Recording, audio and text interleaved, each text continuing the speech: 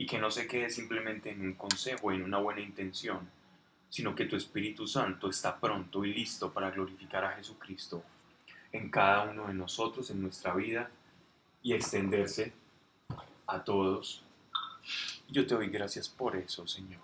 Gracias por cada persona, porque no es casualidad de que estén acá, Señor. Tú les has traído. Padre, te pedimos por Oscar, el padre de Sebastián, Señor. Por Alba, Padre, para que tu mano extendida de sanidad toque, Señor, a Alba, y tu mano de poder, Señor, a Oscar. También aquel que está sufriendo, Señor, por las vías respiratorias, en el nombre de Jesucristo de Nazaret, y cada intención aquí sea expuesta conforme a tu poder y a tu riqueza, Señor, que has ganado por el sacrificio de tu Hijo Jesucristo. Hoy declaramos sanidad para estas personas y un auxilio de tu parte. Padre, que no se diga aquí cosa alguna que no esté de acuerdo a tu voluntad, solamente hablar de lo que edifique y lo que llegue al corazón, Señor, y se pueda traducir en obras. Padre, gracias por cada persona, Señor. Guarde cada corazón y abra los oídos del Espíritu, para que no escuchemos simplemente como un mero acto intelectivo o racional, sino, Padre, que en el Espíritu comprendamos los principios que están en tu palabra, porque tu palabra es eterna, y cielo y tierra pasan, mas tu palabra permanece. Y gracias, Señor. Y eres bienvenido en este lugar. En el nombre de nuestro Señor Jesucristo te damos la bienvenida y las gracias. Amén. Amén. Amén. Bien. ¿Ah? Ahora que llegó Claudia, podemos empezar. Buenas noches.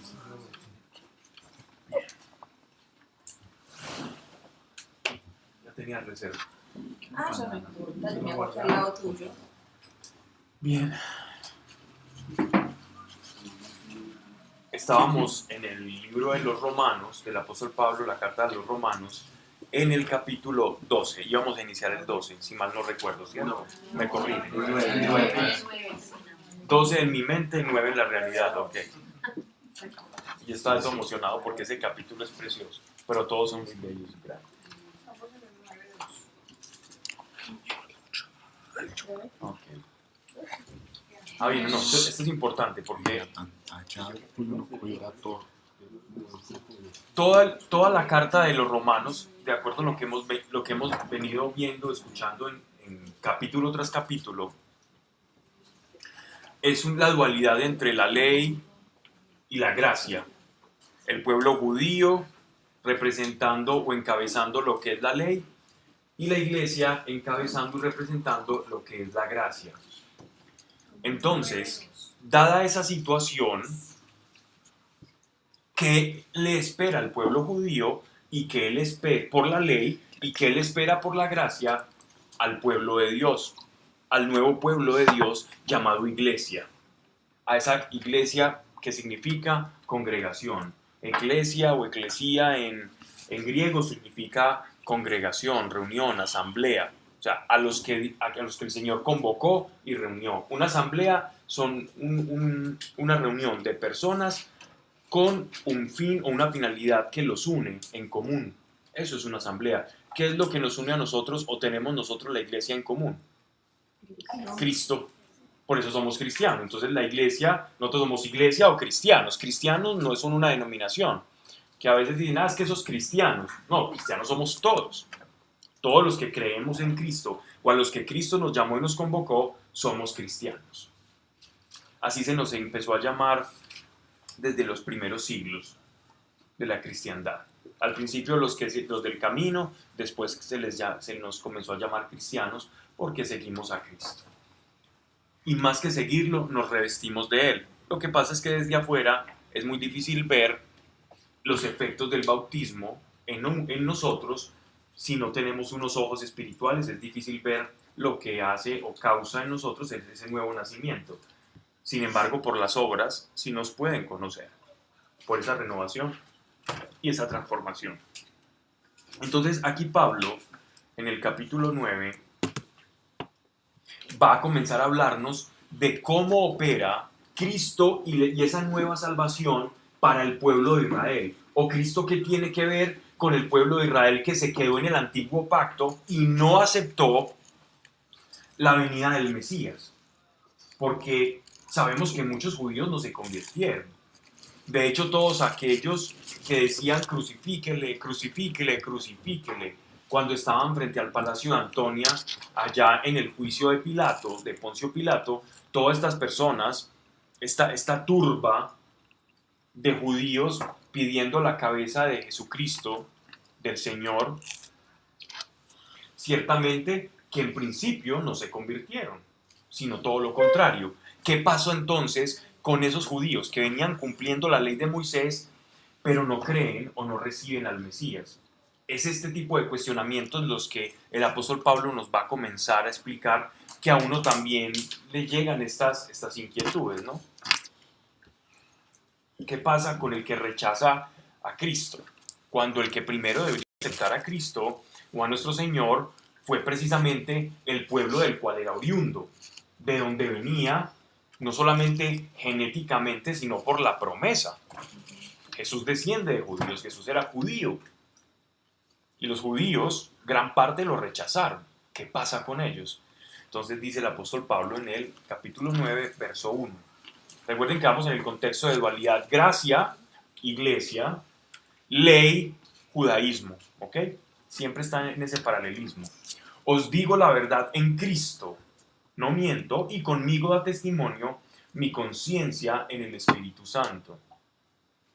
Miren qué bonito, y esto yo creo que lo hablaba la charla pasada, cómo él va a decir una verdad o una revelación tan grande que incluso pone como testigo al Espíritu Santo, sabiendo lo delicado que es dar al Espíritu Santo como garantía, ¿no?, de que lo que estoy diciendo es verdad. Dice: y conmigo da testimonio mi conciencia en el Espíritu Santo.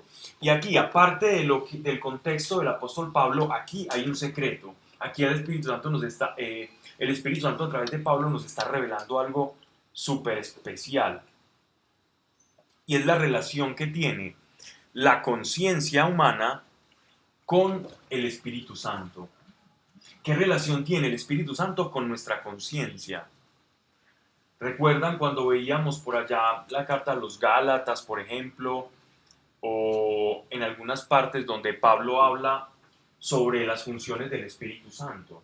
Y una de las funciones del Espíritu Santo es ser bastón y tutor del alma, del ser humano. Es como el tutor, es el pedagogo de tu vida espiritual. Es quien guía tu vida espiritual y la sostiene. Nadie puede sostener tu vida espiritual. Tú puedes tener guías espirituales, puedes tener maestros, pero nadie puede sostener. Ellos van a ayudarte y a darte, a iluminar tu camino. Pero solo quien ilumina el interior es el Espíritu Santo.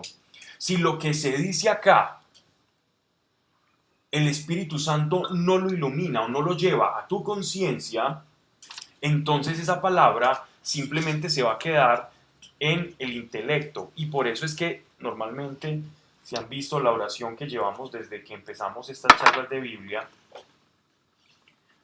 le pedimos a Dios que por su Espíritu Santo no permita que la palabra se quede en esta dimensión, en la dimensión de la psique, porque en esa dimensión la palabra no va a producir la vida que está destinada a producir. Y esa palabra se va a convertir en un estatuto, se va a convertir en una ley, en un deber ser, pero no se va a convertir en un principio de vida, en algo que haga parte de mí. Y es precisamente el trabajo del Espíritu Santo iluminar la conciencia. Iluminar la conciencia es incorporar la palabra de Dios, la palabra viva, y hacerla parte de ti. Y en el capítulo 12, él va a exponer qué significa esa iluminación de la conciencia que hace el Espíritu Santo, que media el Espíritu Santo. Entonces, da testimonio mi conciencia en el Espíritu Santo. Significa que la conciencia del apóstol Pablo todo el tiempo estaba expuesta al Espíritu Santo. Todo el tiempo estaba expuesta al Espíritu Santo. ¿Para qué? Mediante la luz del Espíritu Santo, no de la ley, él pudiera saber si sus obras eran dignas delante de Dios o eran vanas delante de Dios. ¿Cómo hacía para tenerla todo el tiempo? Conocía al Espíritu Santo, hablaba con el Espíritu Santo, caminaba con el Espíritu Santo, escuchaba al Espíritu Santo. Una persona 100%. Íntima con el Espíritu Santo. El apóstol Pablo era íntimo con el Espíritu. Al punto en que incluso él aconseja, él dice, nadie ora en lenguas como yo o más que yo. O también decía cosas o se atrevía a decir cosas como, imítenme a mí como yo imito a Cristo. Se tenía confianza el apóstol Pablo porque sabía la relación. Eso era bueno, pues era bueno. Era humilde. Era bueno. Era, pues decía la verdad. Yo no lo dije, lo dijo Anita, era humilde. Y me dice, pero ¿cómo era humilde? Si acaba de decir porque era la verdad. Era la verdad. Imagínate, hagamos algo. Si nadie sabe acá, por ejemplo, sumar, supongamos, nadie sabe sumar. Y Sebastián aquí en esta mesa es el único de este lugar que sabe sumar. Y entonces de pronto él dice, bueno, nadie de ustedes sabe sumar, yo les voy a dar clases, vengan acá, yo les voy a enseñar a sumar. Entonces nosotros le diríamos, Sebastián, soberbio. No, ¿por qué? Está diciendo la verdad, sabe sumar y está enseñando. El apóstol Pablo tenía una relación con Dios, cara a cara, mediante el Espíritu Santo, y les decía, y viéndolos a ellos, veo que ustedes están flojos, aún si todavía no tienen esa relación con Dios, imítenme a mí, porque yo tengo esa relación con el Espíritu Santo. Y en ese orden de ideas, la humildad es verdad. Pero si él de pronto dice, no, es que yo de pronto, yo no los voy a enseñar, de pronto les confundo, sabiendo que sabe sumar al derecho y al revés. Que se sabe toda la secuencia de los números primos, la secuencia de Fibonacci, de ahí para arriba. Y después decir, no, yo no sé sumar ni 1 más 1. Eso ya, esa falsa humildad es terrible. Que cada quien, y esto es lo más bonito, Gina, es que esto lo va a exponer el apóstol Pablo en los últimos capítulos, de que nadie se considere más arriba de lo que realmente es, pero tampoco más abajo. Tampoco más abajo. Él también decía, Pablo, ninguno de ellos ha sido tan pecado como yo he sido. ¿Sí? De los apóstoles también lo decía. Él decía el más pequeño, por eso se puso Paulus. Él se llamaba Saulo, como el rey Saúl, y pasó a ser Paulus, que significa el menor, el más pequeño. Él sabía. Pero también cuando los protoapóstoles se equivocaban, él iba y les decía de frente, hey Pedro, tú te estás comportando como judío por miedo a los de la circuncisión y como gentil te comportas muy feliz, pero con los judíos ya eres súper judío. Venga, yo no puedo, él va y lo reprende de frente. Y él lo dice en una de sus cartas. Pablo, un apóstol que llegó después, que solo conoció a Cristo resucitado, pero no caminó los 3 años de su ministerio público, reprendiendo al protoapóstol a quien le había sido encomendada la iglesia de Jerusalén, que era la más importante, que era la madre de todas las iglesias, que después quedó en cabeza de Jacobo, de Santiago, perdón, porque Pedro se fue a predicar a Roma, a Occidente. Entonces, miren qué bonito cómo el apóstol Pablo, iluminado en la conciencia del Espíritu Santo, aún podía hablarle a los otros apóstoles. Dice que siento una gran tristeza y un dolor continuo en mi corazón, porque desearía ser yo mismo anatema. Anatema es una expresión que en algunas traducciones puede ser maldición, ¿verdad? Pero esta palabra anatema viene, vamos a ver si tienen memoria los que llevan mucho tiempo, Claudia, Sebastián, en Biblia, hay una palabra en hebreo que es de la cual se toma el anatema, que se usaba sobre todo en las guerras y en las invasiones. ¿Recordás? Yo sé que es anatema, pero no la palabra hebreo. Sé que es anatema. ¿Qué es anatema? Cuando se roban. Exacto, es perfecto. Cuando se roban. Cuando van a la guerra y se roban cosas que Dios no le permitió que pudieran coger. Ok. Cuando algo se da al saqueo y se entrega al anatema, es decir, a la ley del Jerem. Esa ley del Jerem significaba que eras despojado de todo. ¿Ya? Y esa palabra hebrea se fue traduciendo al griego y se consideraba como anatema, algo maldito, algo ya como un despojo, ¿no? Entonces dice, porque desearía ser yo mismo anatema de Cristo, despojado por Cristo, por mis hermanos. Mis hermanos son los judíos. Recuerden que Pablo era de la tribu de Benjamín, judío de judíos, fariseo de fariseos, discípulo de Gamaliel. Mis deudos según la carne, mis deudos según la carne, es decir, según la ley. Verso 4, los israelitas, cuya es la adopción filial y la gloria y las alianzas y la legislación y el culto y las promesas. Vamos a hablar de cada una de ellas para no dejar nada suelto o flojo. Entonces, miren que el apóstol Pablo no dice judíos, sino que dice israelitas. ¿Ok?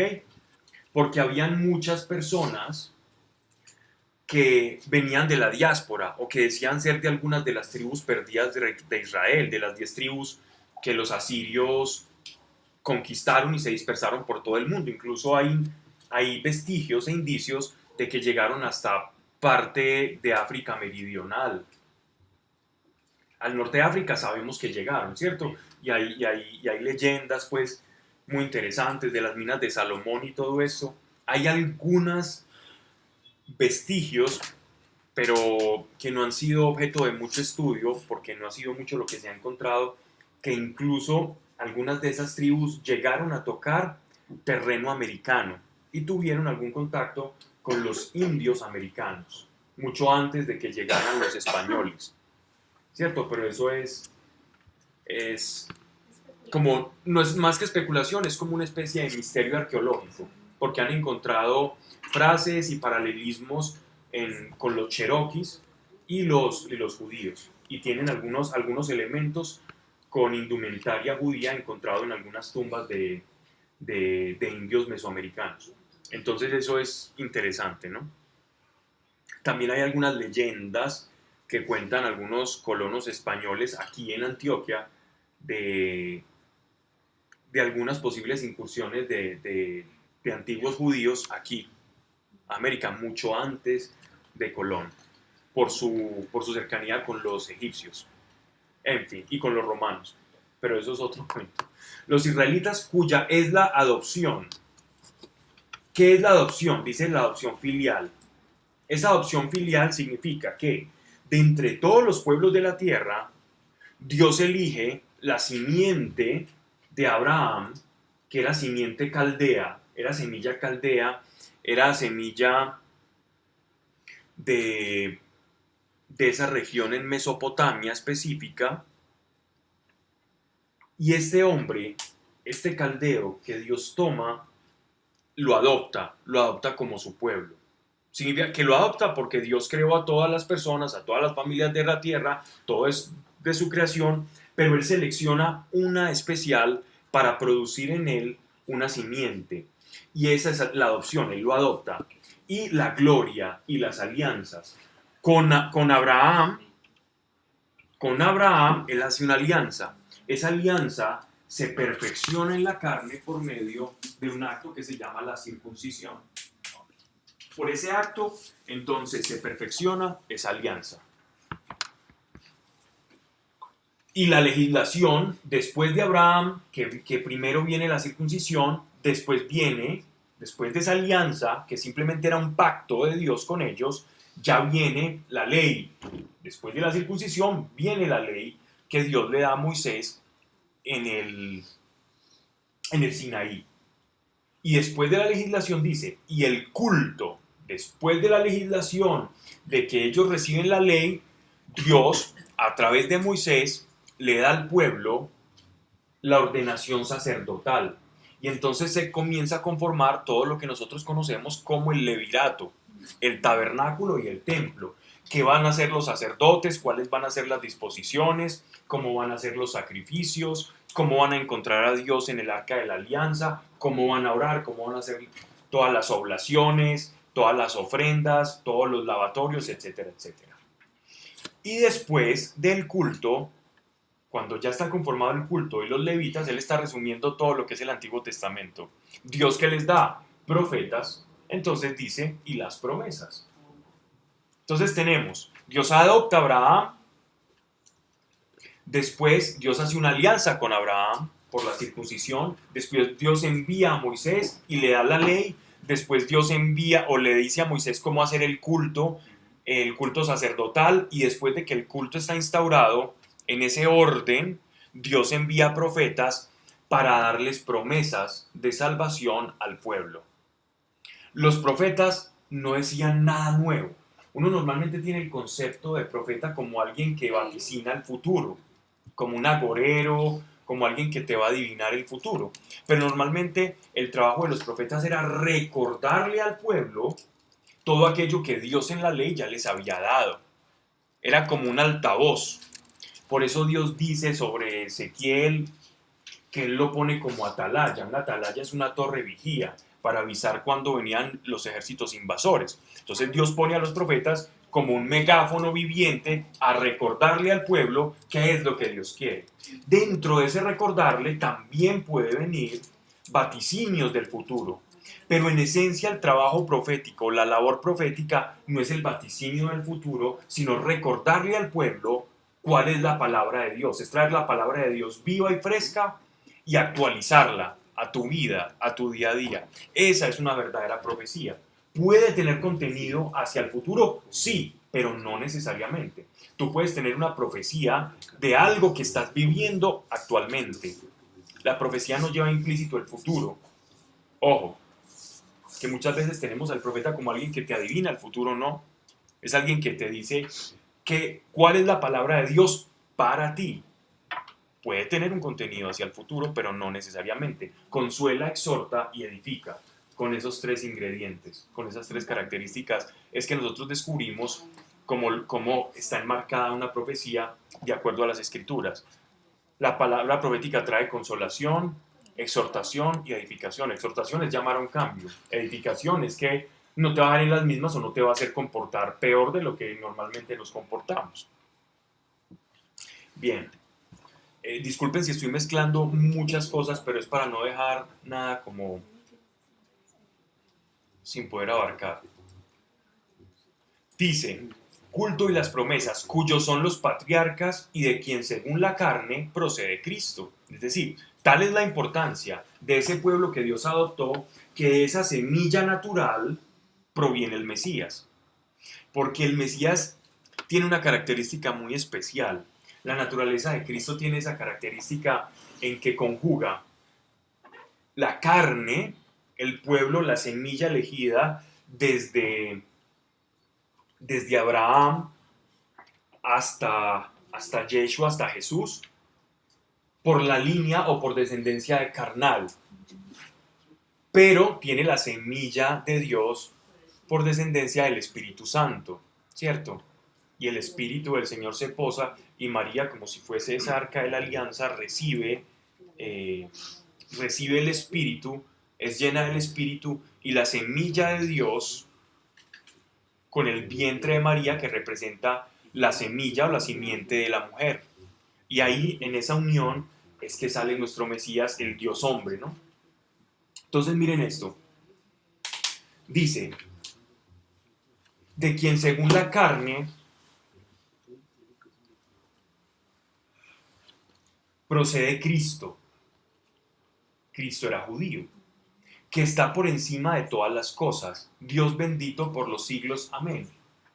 Entonces, Pablo sabía que al decir del que procede Cristo según la carne, por cualquier meticuloso podría ser interpretado ese pasaje como que él le está diciendo que Jesús proviene de la carne solamente. Entonces, por eso él, después de decir esto, dice que está por encima de todas las cosas. Dios bendito por los siglos. Amén. Dios bendito por los siglos. Amén. Para que al decir que Jesús desciende de un linaje carnal, no significa que Él es despojado de su divinidad. ¿Okay? Miren todo el contenido que tienen solo 4 versículos. Eso es lo bello de la carta de Romanos, es que es muy denso y que hay mucho contenido. Entonces, leyendo a Pablo uno podría pensar tranquilamente, como algunos de los que pudieran estar escuchando esta carta, porque estas cartas normalmente se leían en una comunidad. El apóstol Pablo las escribía desde una cárcel por lo general o en un viaje. Tenía un compañero que le escribía, un amanuense que le ayudaba a redactar las cartas. Pablo las iba hablando. Este hombre de pronto le hacía algún tipo de correcciones y le ayudaba un poco en la forma, en la sintaxis, mientras Pablo las dictaba. Y después eran leídas en diferentes iglesias y cuando la traducían o la reescribían en una iglesia, la llevaban a otra. Y había alguien que se paraba delante de la comunidad o la congregación, leía la carta de Pablo y después la discutían. Entonces, para evitar conflicto, muchas veces en esas lecturas de cartas podría ser malinterpretado el mensaje que el Espíritu iba a dar a las iglesias. Miren esto, todo lo que Pablo ha venido diciendo y de lo que nos ha hablado, muchos podrían interpretar sutilmente que Dios había abandonado a su pueblo y que todo lo que le había prometido a los judíos, entonces ya no se los iba a cumplir, sino que la iglesia era la que iba a recibir todas las promesas que Dios les había dado a los judíos. Entonces, para prevenir esa interpretación que se podría dar en ese contexto, entonces Él nos va a dar claridad en este punto. Y no es que la palabra de Dios haya quedado sin efecto, es que no todos los nacidos de Israel son Israel. No todos los que nacen en la India son hindúes. A veces nosotros le decimos a las personas de la India, es que me encontré con un hindú y es musulmán. Y él se va a enojar, él te va a decir, no, yo no soy hindú, yo no practico el hinduismo, yo soy musulmán, yo soy seguidor de Mohammed, yo soy musulmán, usted me está insultando. Es como si yo le digo a usted que es un mormón, porque tienen una Biblia parecida. Lo mismo está diciendo aquí el apóstol Pablo. No todos los nacidos de Israel son Israel. O sea, no todo el que nace en el territorio geofísico de Israel es el Israel de Dios. Simplemente tiene una nacionalidad, pero no es judío. No es pueblo de Dios el hecho de nacer en Israel. No te da garantías. Ni todos los descendientes de Abraham son hijos de Abraham. Es que yo por ser hijo de Abraham tengo derecho a las promesas de Dios. Pues lo siento, porque Abraham es justificado por Dios. ¿Por qué? Porque Dios justificó a Abraham por la fe, porque creyó en la promesa. Entonces, si tú eres descendiente de Abraham y no crees en la promesa y no tienes sobre tu carne el sello de que crees en la promesa, entonces, mi querido amigo, no eres hijo de Abraham. Eres hijo en la carne, pero no adheriste al pacto de Dios con Abraham. Por lo tanto, eres un simpatizante de Abraham, mas no eres hijo de Abraham. E incluso la circuncisión no te hace hijo de Abraham, porque tu corazón puede estar incircunciso y alejado de los principios o el pacto de Dios con Abraham. Y si tú no sigues ese pacto con el corazón, entonces no hay nada que hacer. Sino que por Isaac será tu descendencia. Dice, sino que por Isaac será tu descendencia. Esto es, no los hijos de la carne son hijos de Dios, sino los hijos de la promesa son tenidos por descendencia. Los términos de la promesa son estos: por este tiempo volveré y Sara tendrá un hijo. Ni es solo esto, también Rebeca concibió de un solo varón nuestro padre Isaac. Pues bien, cuando aún no habían nacido ni habían hecho aún bien ni mal, para que el propósito de Dios, conforme a la elección, permaneciese no por las obras, sino por el que llama, le fue a ella dicho: el mayor servirá al menor, según lo que está escrito, amé a Jacob más que a Esaú. O más a Esaú aborrecí, dirían otras traducciones, como la Reina Valera, por ejemplo. ¿Ok? Vamos a explicar, vamos a desanudar todo lo que está diciendo el apóstol Pablo. ¿Ok? Recuerden cuál es el contexto de la carta. Todos me están siguiendo, ¿cierto? Recuerden el contexto de la carta, nos está explicando que hay un linaje escogido de Dios. Ese linaje viene a través de Abraham. Y Abraham va a tener varios hijos, ¿cierto? Pero no de todos los hijos va a venir la promesa, sino que la promesa va a venir por una cadena o por un linaje. ¿Qué es un linaje? La palabra linaje significa línea, por una línea. ¿Cómo es una línea ascendente o de consanguinidad? Una línea de consanguinidad es lo siguiente: hijo, papá, abuelo, bisabuelo, tatarabuelo, y así llegar hasta el origen. Pero si ya puedes decir tatarabuelo, que Eso es espera bien. Tatarantátara. te vi mal, pero quiero tatarabuela. ¿Cómo? Sí es. Ah, vea. Y en la casa, Luis. Y en la casa, eso está más brava. No tengo ni idea qué es la palabra. Estudió Derecho Civil Persona. No, bueno, ya aprendimos. Eso es una línea, eso es un linaje. Pero cierto es que Abraham tuvo más hijos. ¿Cuántos hijos tuvo Abraham? Dos, uno natural. Y el Exacto. Ismael, ¿y quién más? Isaac. Isaac. Jacob es hijo de Isaac. Isaac. Entonces, ¿qué pasa?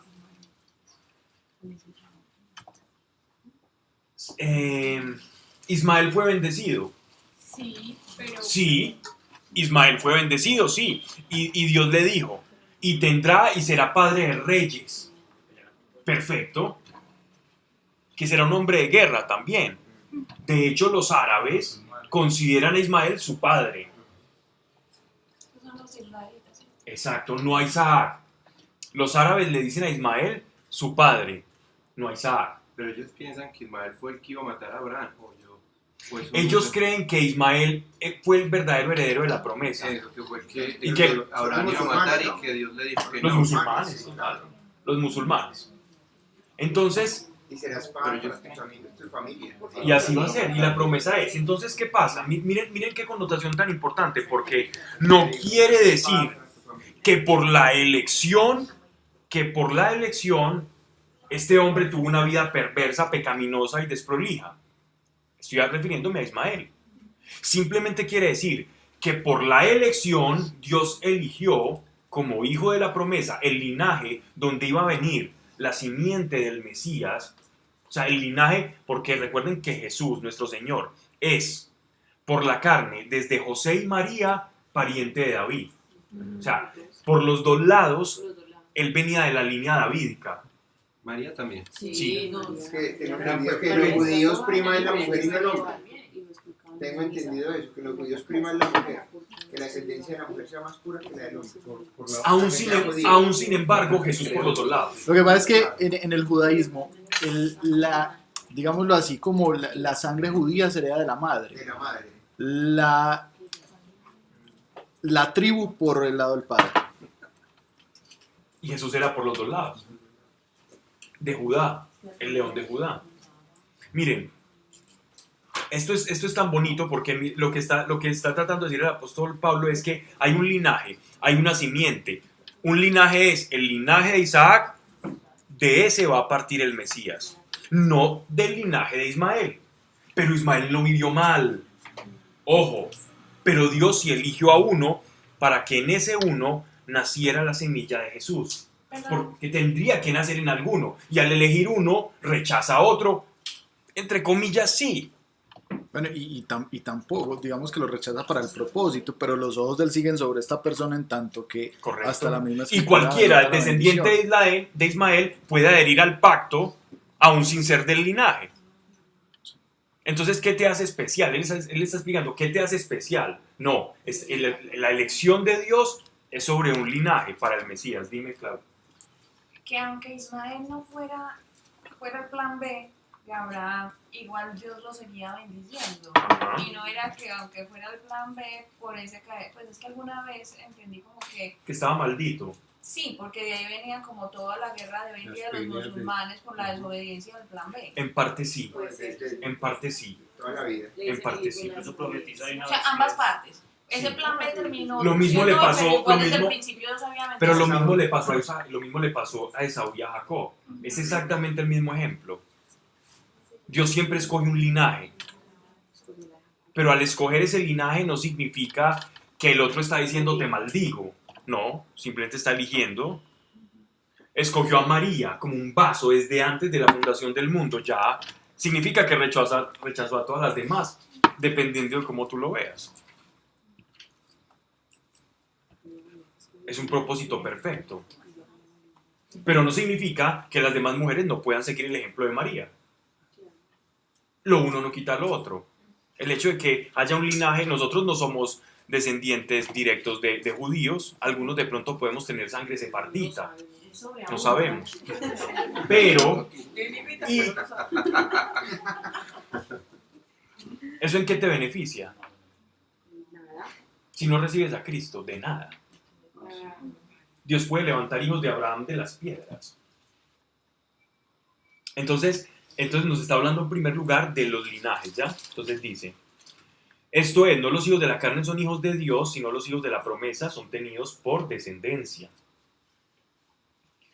A esos son los que, aquí nos está dando una clave, cuando dice, tú y tu descendencia serán benditos en las naciones, se está refiriendo a todos los que adhieren a esa promesa. Nosotros adherimos a las promesas de Abraham en virtud de la obediencia de Cristo. Por eso podemos tener acceso a las promesas de Abraham. Por eso nosotros en nuestras Biblias tenemos Antiguo y Nuevo Testamento. Y no solo el Nuevo Testamento. Porque nosotros estamos injertados a las promesas de Abraham por Cristo, no por el cumplimiento de la ley. Por eso nosotros podemos decir, Dios proveerá. Dios provee, perdón, porque es en presente esa frase. Como cuando en Génesis Dios le dio provisión a Abraham. O nosotros podemos recitar un salmo. O podemos tener las promesas de Isaías como propias. O de Malaquías o de Joel. Porque tienen que ver con nosotros. Ahora, ¿el Antiguo Testamento de los musulmanes es igual? ¿O tienen solamente algunos libros? Los musulmanes tienen solamente, ellos tienen su libro, ¿cierto? Sin embargo, ellos dicen que cuando hay un vacío teológico en el Corán, que en realidad son una serie de versos, entonces ellos le dicen, vaya, consulte al libro. Al libro es el Antiguo Testamento y el Nuevo Testamento también. Y ellos conciben a Jesús como el penúltimo profeta, el penúltimo. Y Mahoma como el último profeta. Y consideran que el Espíritu Santo es Mahoma. Y quieren a la Virgen también. Tienen una relación Cariño con ella. Sí. Bien. Pero entonces sí se basan también en el Antiguo y el Nuevo Testamento. Cuando tienen alguna... Sí, pero No muy sabía del poquito. Antiguo, pero no del Nuevo. Pero muy poquito, sí, el Nuevo también, pero muy poquito.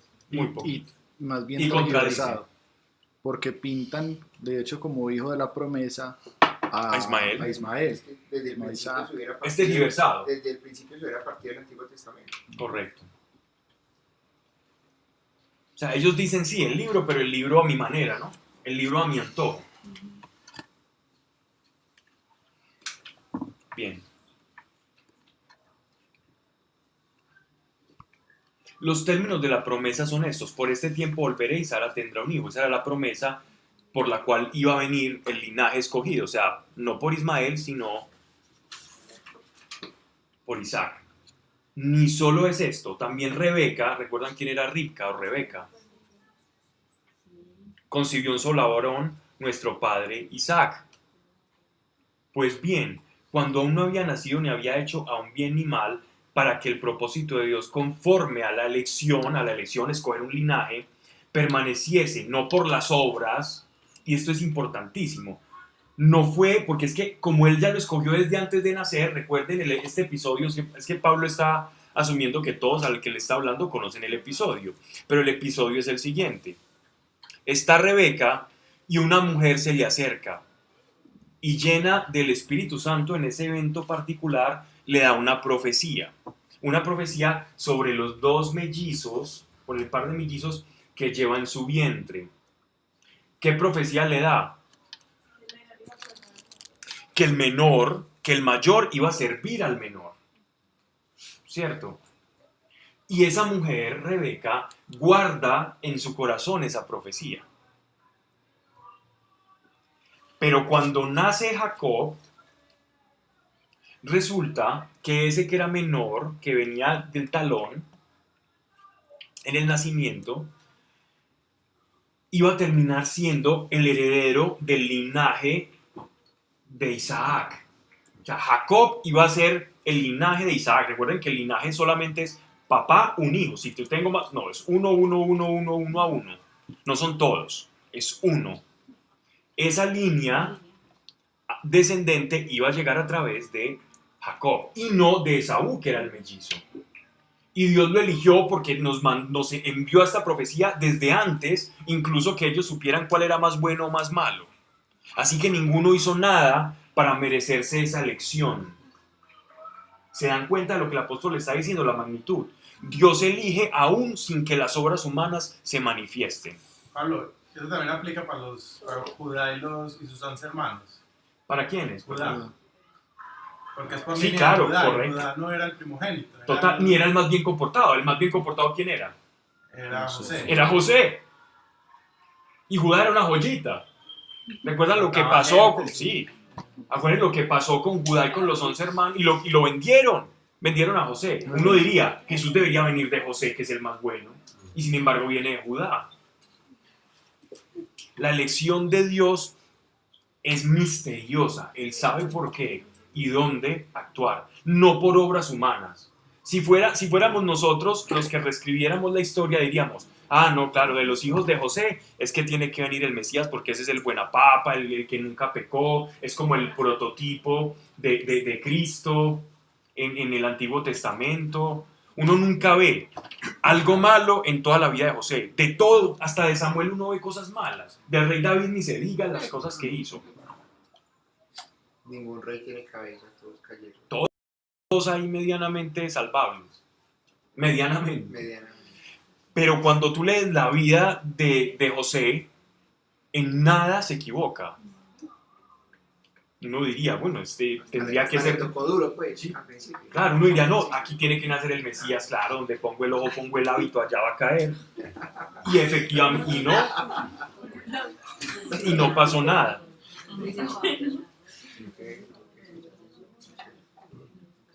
Entonces miren lo que dice. Cuando uno había nacido, no había nacido Jacobo, no había hecho aún ni bien ni mal para que el propósito de Dios, ojo, miren, propósito, no voluntad, propósito. La diferencia entre propósito y voluntad es que el propósito de Dios siempre se cumple. La voluntad de Dios no siempre se cumple. La voluntad de Dios es que no pequemos y nosotros pecamos. Por eso rezamos en el Padre Nuestro, Señor, hágase tu voluntad en la tierra como en el cielo. Uno no va a rezar algo que siempre se hace. Uno va a rezar algo que no se hace. Si nosotros hiciéramos la voluntad de Dios, estuviéramos todos con un efluvio luminoso y levitando. Pero no, a veces hacemos o no la voluntad de Dios. Mas el propósito de Dios, que no depende de obra humana, siempre se cumple. Y eso es de lo que estamos hablando acá. Entonces miren qué interesante.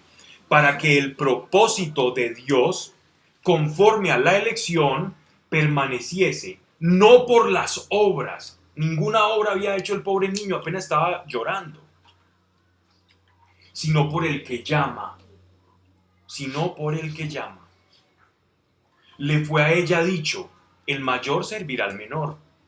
Según lo que está escrito, amé a Jacob más que a Esaú.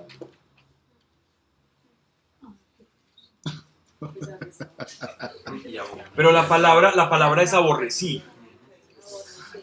Y uno diría, wow, pero ¿qué es esta palabra tan fuerte? Pero es que Dios ya sabía lo que iba a hacer Esaú. Esaú marca desde el principio, miren que el punto álgido, el nudo de la historia entre Jacob y Esaú se desarrolla como Jacob siendo un niño muy del temperamento del rey David. Más bien taciturno, casero, estaba más con la mamá, le ayudaba a hacer oficio a la mamá, no salía mucho, no le gustaba el sol ni le gustaba quemarse, un hombre tranquilo. Según él. Pero la palabra sí es aborrecí. Pues sí. De hecho dice amar, pero la palabra, la traducción más más exacta sería como rechacé, pues, rechacé. Aborrecí, rechacé es lo mismo. Pasa que aborrecí suena más fuerte, pero es lo mismo. Los hebreos tenían un idioma completamente arcaico, básico. ¿Qué era? Amé, no quiero, una cosa así muy fuerte. No eran como los griegos que tenían 5 palabras para amor. O tenían, para el alma tenían psique, tenían neuma, para el cuerpo tenían el cuerpo el cuerpo físico, el cuerpo atómico. Tienen una cantidad de definiciones para todo. Ellos tenían un lenguaje arcaico de pastores y no tenían problemas en expresar aborrecí, lo rechacé y de esa manera.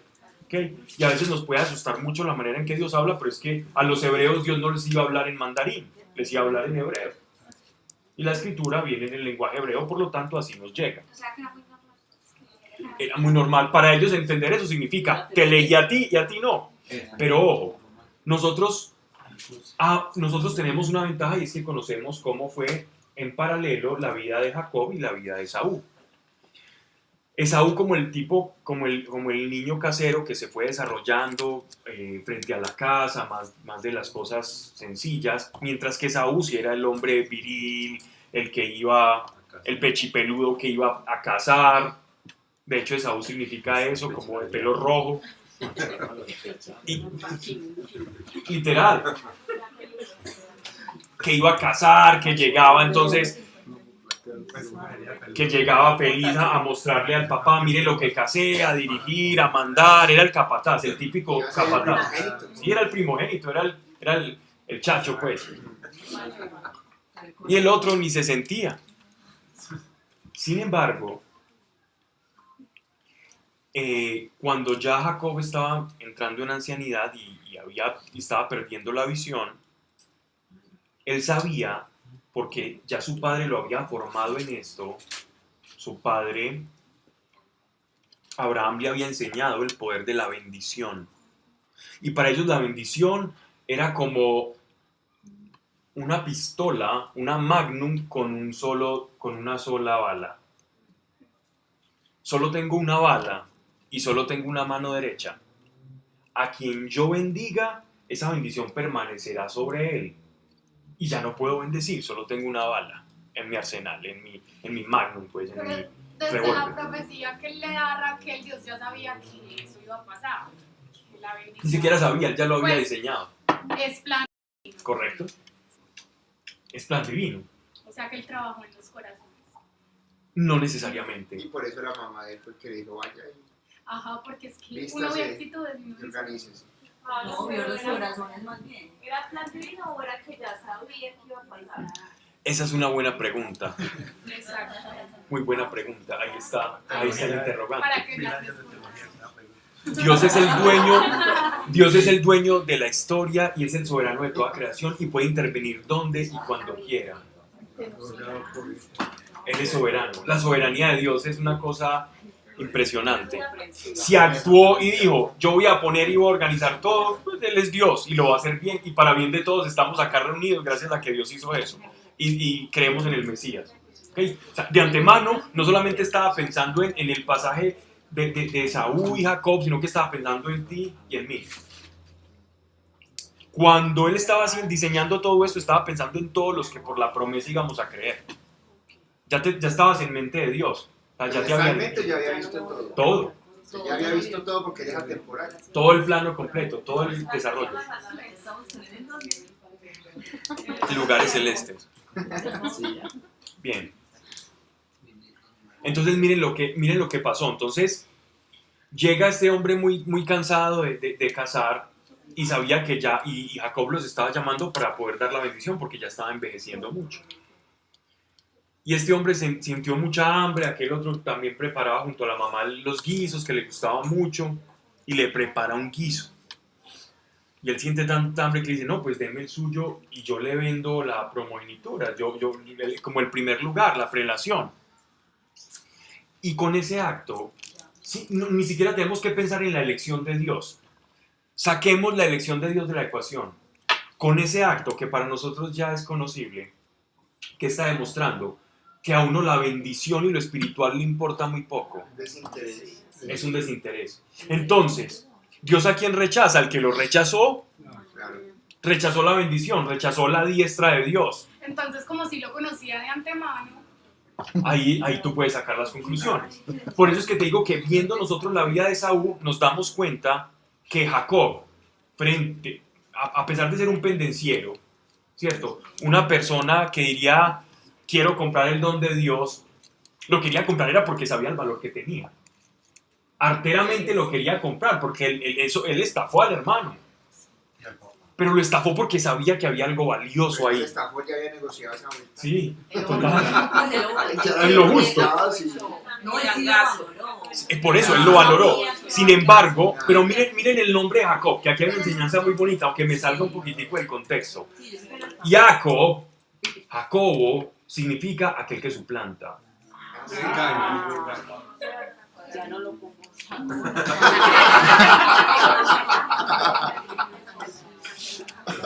Y recuerden algo, Jacobo se terminó llamando Jacobo. Israel. porque peleó por la bendición. Y lo cambiaron, pues Perdió cambió el el nombre, tenían que cambiar el nombre. Entonces, ¿qué pasó? Dios no iba a dejar a Jacobo siendo el mismo, sino que él iba a pasar por un proceso de transformación y lo transformó en Israel. Un hombre que mezquinamente, sí, lo único valioso que tenía Jacob es que reconocía dónde estaba el poder de Dios, dónde estaba lo verdaderamente valioso. Pero su carácter tenía que ser formado. Y en esa formación, él obtiene el premio de su nombre, de llevar el nombre que ahora tiene la nación de Israel. Aquel que batalló con Dios. Es decir, que peleó la pelea de Dios, la pelea que Dios le puso enfrente. Y cambió y se transformó. Y tuvo una transformación interior. Esa es la historia de Israel. Entonces, amé a Jacob y a Esaú aborrecí, sí, pero para nosotros es fácil entenderlo porque conocemos el devenir de la historia y todo el desarrollo de un hombre que valoró la bendición y otro que la rechazó. Y ocurre este mismo paralelismo, se puede hacer con Saúl y David. Saúl era el típico hombre viril, grandote, que todos decían, este es el capataz, este es el que va a mandar, y el pastorcito chiquito que nadie tenía en cuenta terminó siendo el rey de Israel, porque Dios no mira como hombre, sino que mira el corazón. Dios vio el corazón desde antes de llamarlo. Entonces, le fue a ella dicho, el mayor servirá al menor, según lo que está escrito, amé a Jacob más que a Esaú. Todo este contexto para explicar que Dios escoge un linaje, ¿ya? Y lo escoge no porque nadie hizo algo, porque incluso escogió desde antes de que los niños nacieran, antes de producir obras. Lo escoge en un plan y en su propósito perfecto. ¿Ok? Entonces vamos a ver cuáles son las objeciones que los escuchas o lectores podrían hacerle al apóstol. Y es la siguiente, que muchas veces lo hemos pensado. ¿Qué diremos pues? ¿Que hay injusticia en Dios? Eso no. Pues a Moisés le dijo, tendré misericordia de quien tengo misericordia y tendré compasión de quien tengo compasión. Es decir, soy soberano. Y lo que hago, lo hago sin tener que darle razones a nadie. Pero sabemos que es perfecto. Eso puede sonar como algo grosero para nosotros que tendemos a ser muy políticamente correctos, pero es completamente alguien diciendo, yo sé quién soy. ¿Ok? Y no el apóstol, Dios. Por consiguiente, no es del que quiere. Es que por más que Saúl dijera en ese momento, no, es que yo quiero, es que yo quiero, es que yo soy más fuerte, mire, no, tengo más pelo en pecho, no. No es del que quiere ni del que corre, sino de Dios, que tiene misericordia, porque dice la escritura del faraón, precisamente para esto te he levantado, para mostrar en ti mi poder y para dar a conocer mi nombre en toda la tierra. Dios aprovechó incluso la actitud mezquina y la dureza del corazón del faraón y no hizo nada para detenerla, sino que dejó desbordada toda su maldad y toda su terquedad y obstinación para manifestar su gloria y sacar al pueblo de Israel de una manera gloriosa y que se recordara por siempre. Hasta la fecha hay estribillos y cantan eso. Así que tiene misericordia de quien quiere y a quien quiere le endurece. Pero me dirás, ¿por qué reprende? ¿Por qué reprueba? ¿Por qué reprocha? ¿Por qué? ¿Quién puede resistir a su voluntad? Oh hombre, ¿quién eres tú para pedir cuentas a Dios? ¿Acaso dice el vaso al alfarero: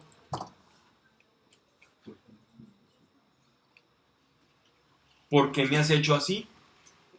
¿O es que no puede el alfarero hacer el mismo barro, de un mismo barro, un vaso de lujo y un vaso más ordinario?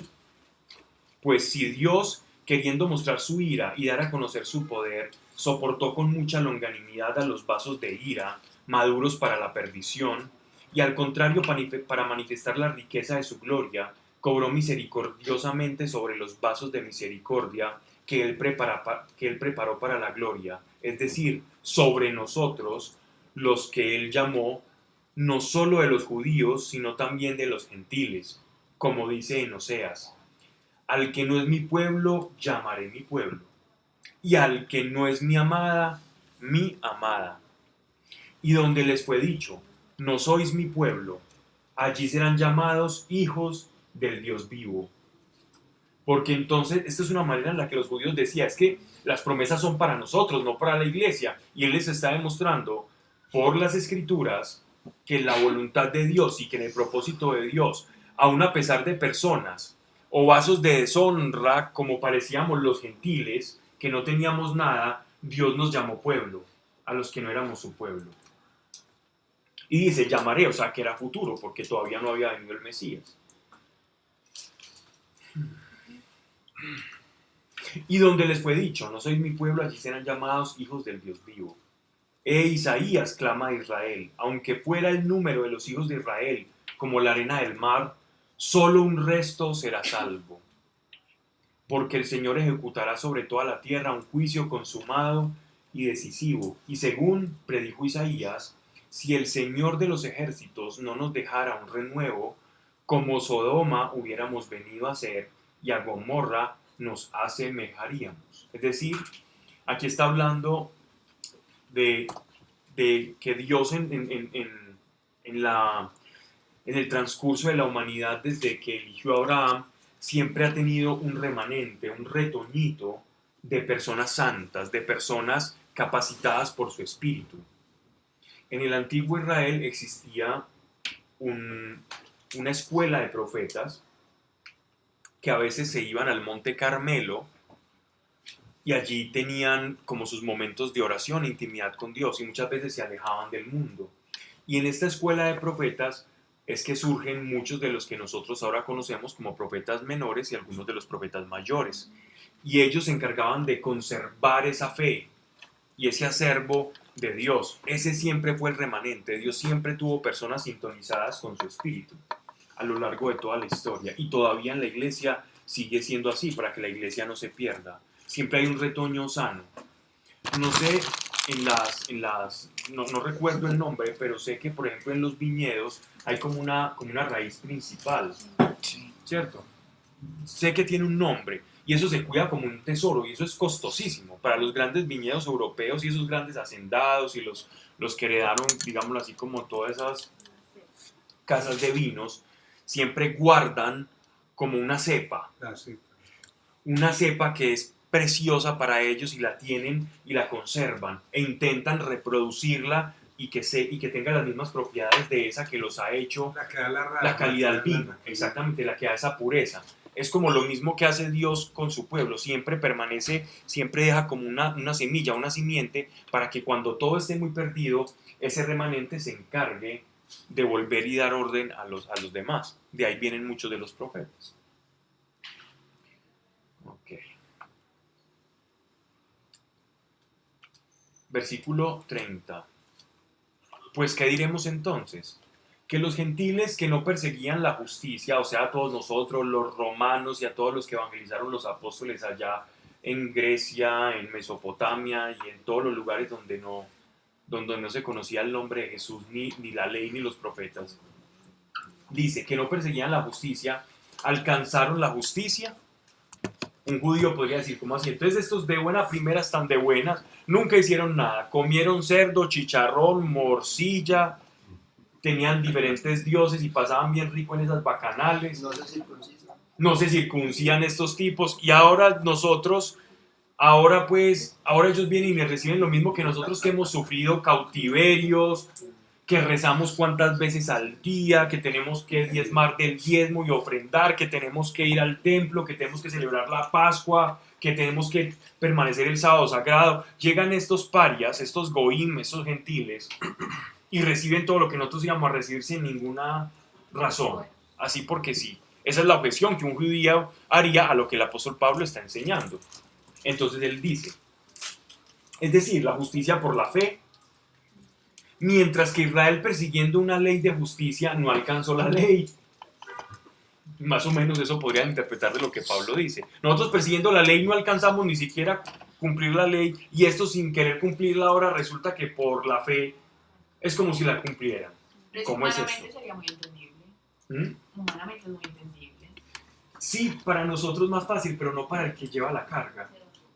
Por eso, pero si yo me paro en la posición judía y yo hubiera tenido que cumplir todo ese montón de normas, humanamente también diría, vea esto. Claro, no, total, no, es que es muy razonable. La palabra dice el último será el primero. Claro, y es que es una duda razonable, cualquiera piensa lo mismo.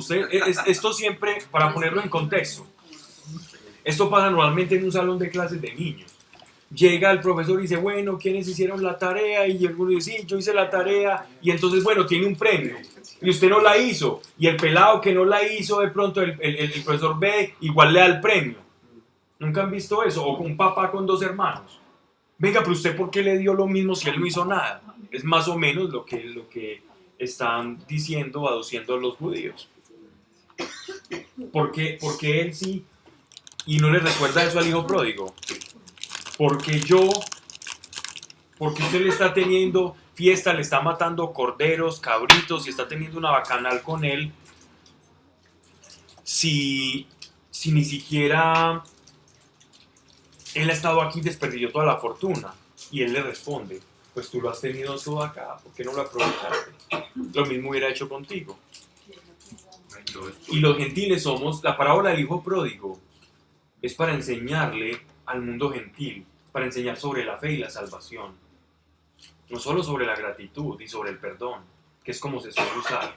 Es para enseñar que nosotros, no siendo pueblo, estábamos perdidos de Dios, haciendo y despilfarrando todos nuestros talentos, nuestros dones, nuestra vida moral y de gracia, y que cuando volvemos a la casa del Padre hay una fiesta en los cielos, y Él mata marrano, mata de todo, y nos da a convidar perdón. Y Él prepara la mesa y dice, sírvase, que la mesa está servida. Y para el que ha estado dentro de la casa del Padre puede sentir celos o envidia, y eso es lo que está pasando acá. Y es razonable, la verdad. No es algo loco el pensar así. Dice, mientras que Israel, persiguiendo una ley de justicia, no alcanzó la ley. ¿Y por qué? Porque no fue por el camino de la fe, sino por el de las obras. Los judíos se justificaban por la ley, y la ley no justifica. Porque para que la ley justifique, la tienes que cumplir toda. Si no la cumples toda, no te vas a justificar. Simplemente vas a entender qué es lo bueno y qué es lo malo. Hasta ahí va a llegar la capacidad de la ley. Tropezaron con la piedra de escándalo.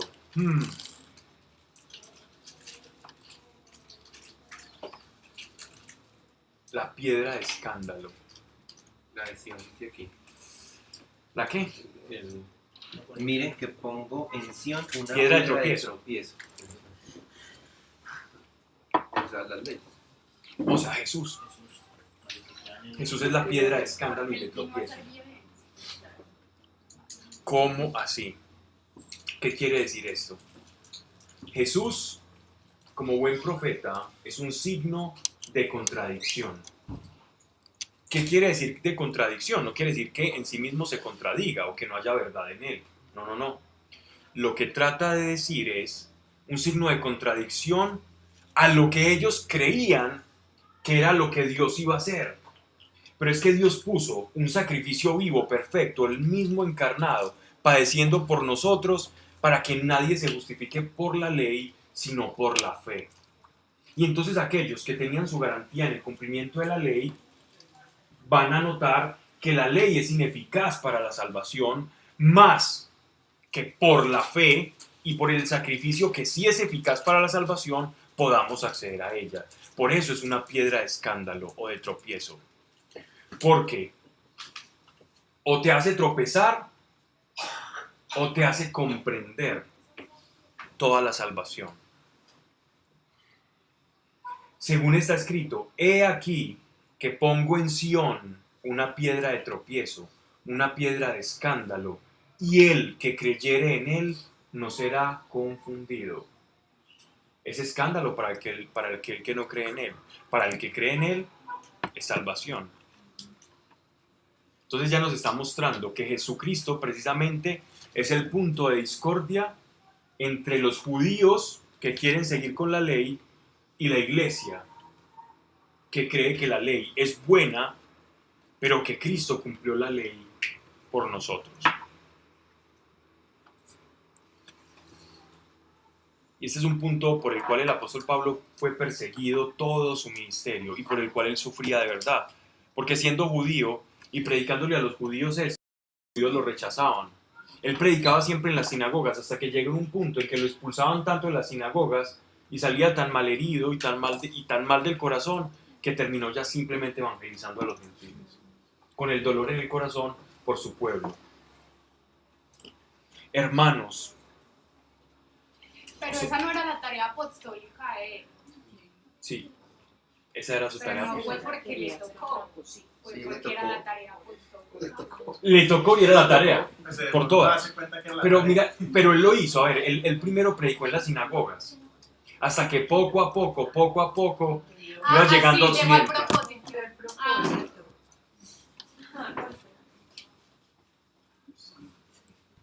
El propósito se lee de adelante hacia atrás.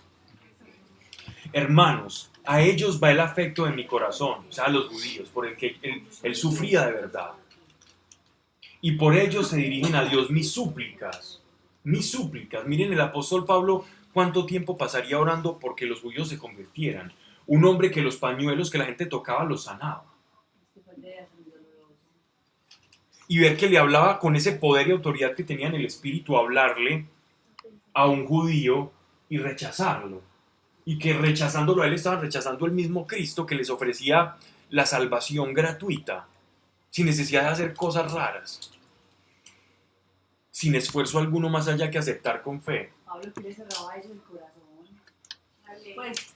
Pues porque eran conocedores de la ley. Ya lo vamos a ver. Aquí nos van a expresar, aquí el apóstol nos va a expresar por qué de esa cerrazón. Hermanos, a ellos va el afecto de mi corazón y por ellos se dirigen a Dios mis súplicas para que sean salvos. Yo declaro en favor suyo que tienen celo por Dios. Es decir, yo les reconozco que ellos cuando me rechazan en verdad es porque creen que lo están haciendo bien delante de Dios. Pero no según la ciencia. Esa palabra ciencia es el conocimiento espiritual.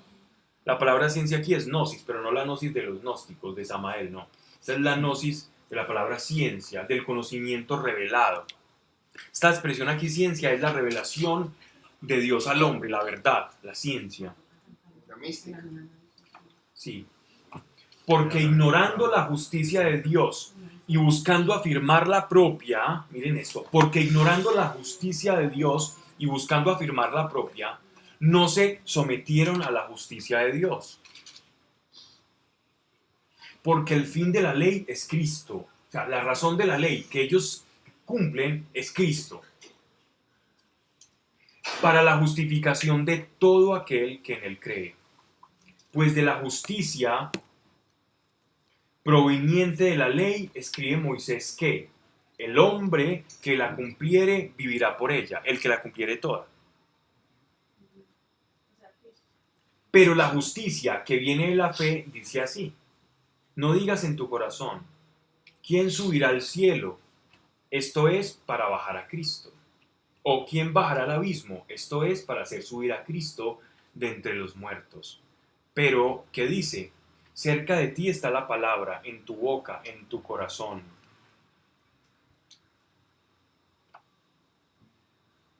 Esto es la palabra de la fe que predicamos.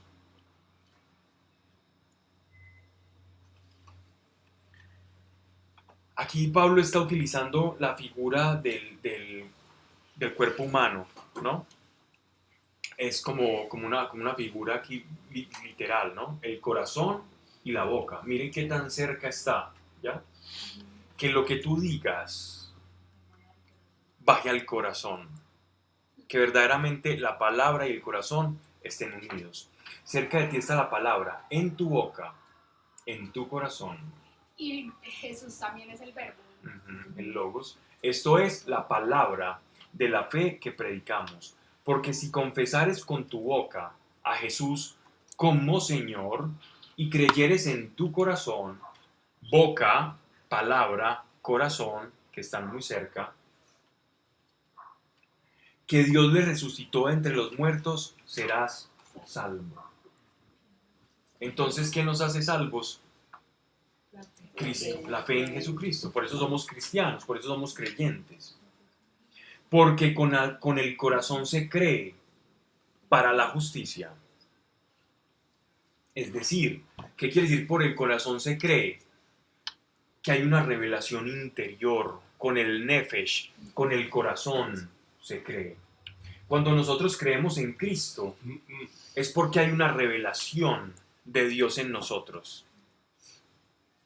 No es un acto natural, es un acto sobrenatural el creer en Cristo. Yo voy a decir creer porque sí, no. Hay una revelación, hay un acto sobrenatural. Entonces dice, porque con el corazón se cree para la justicia y con la boca se confiesa para la salud para la salvación.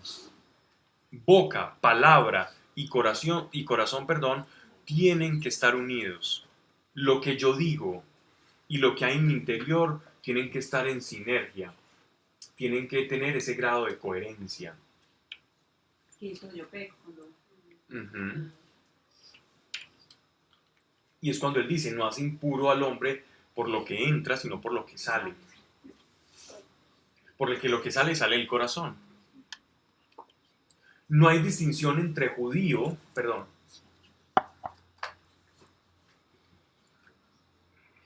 pues la escritura dice, todo el que creyere en él no será confundido. No hay distinción entre judío y gentil. Uno mismo es el Señor de todos, rico para todos los que le invocan, pues todo el que invocare el nombre del Señor será salvo. O sea que la salvación proviene solo del Señor, no de la ley, ni de Moisés ni de los profetas, de Jesucristo. Jesucristo es el Salvador, no hay otro Mesías.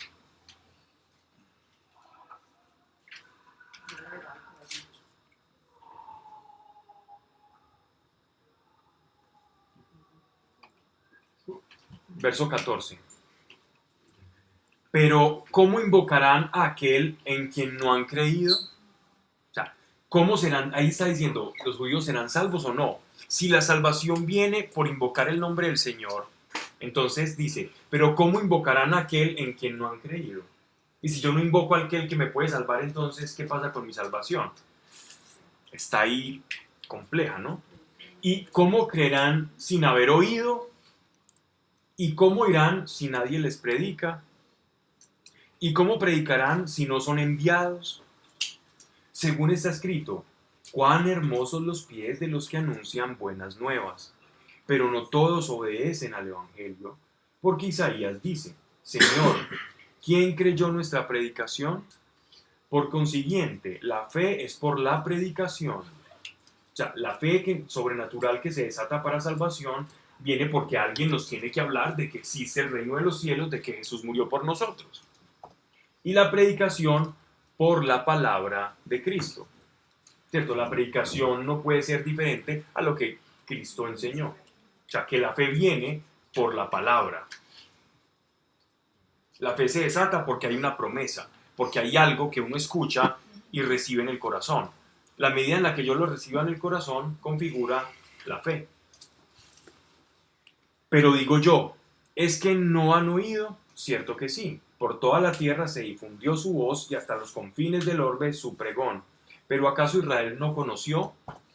Es Moisés el primero que dice, yo os provocaré. Esta es una de las profecías mesiánicas más hermosas que hay en toda la Escritura. Yo os provocaré a celos de uno que no es pueblo, o sea, la iglesia. Os provocaré a cólera por un pueblo insensato, nosotros. Les va a dar rabia que nosotros, sin hacer nada, recibamos todo lo que ellos haciendo y pasando por todas las difíciles, no han ni siquiera logrado recibir. E Isaías se atreve a decir, fui hallado de los que no me buscaban, me dejé ver de los que no me preguntaban, los que no preguntaban por mí. Pero a Israel le dice, todo el día extendí mis manos hacia el pueblo incrédulo y rebelde. Esto no es más y nada menos que una síntesis de la parábola del hijo pródigo.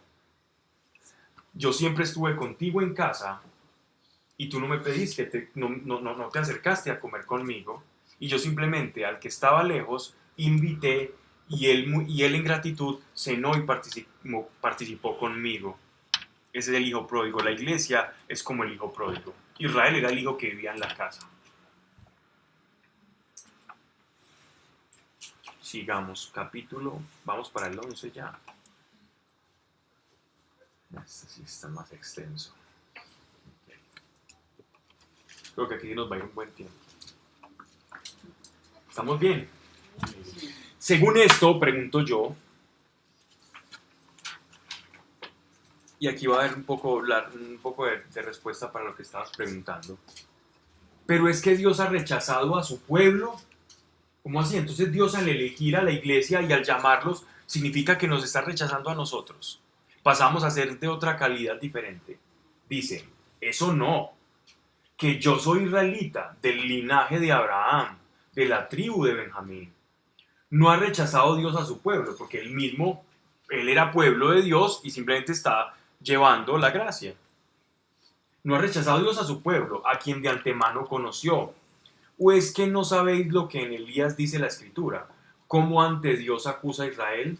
Señor, han dado muerte a tus profetas, han arrasado tus altares, he quedado yo solo, y aún atentan contra mi vida.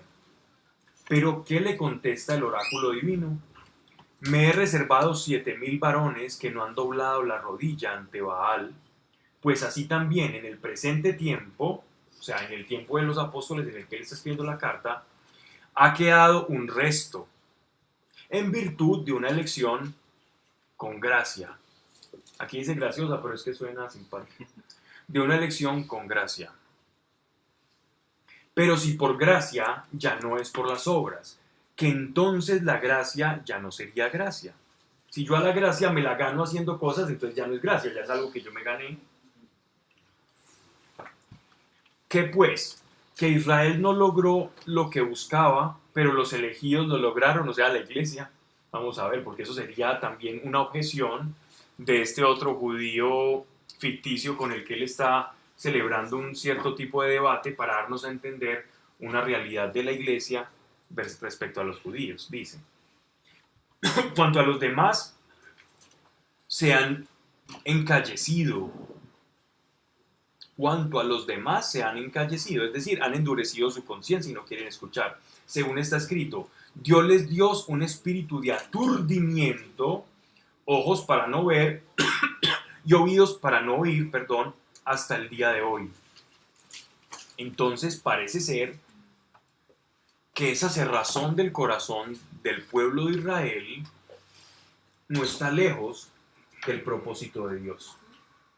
El hecho de que el pueblo de Israel todo no haya aceptado a Jesús no está lejos, no del propósito, de la voluntad de Dios. No está lejos de la voluntad de Dios, porque cualquier judío que crea en el mensaje y vea a un apóstol haciendo un milagro y se convierta, se va a convertir y tiene acceso a la salvación. Pero el hecho de que haya tanta cerrazón y estén tan apegados a la ley no está por fuera de la voluntad de Dios. No está por fuera de su plan. Es decir, Dios contaba con eso y aún a pesar hay un plan para ese pueblo. Y el apóstol Pablo tiene esa revelación y nos la da. Y esa es una revelación muy bella que hace que, por ejemplo, la iglesia pueda tener un diálogo con los judíos. vas a ver ministros, personas de Dios hablando con el pueblo de Israel. En Estados Unidos se ve mucho.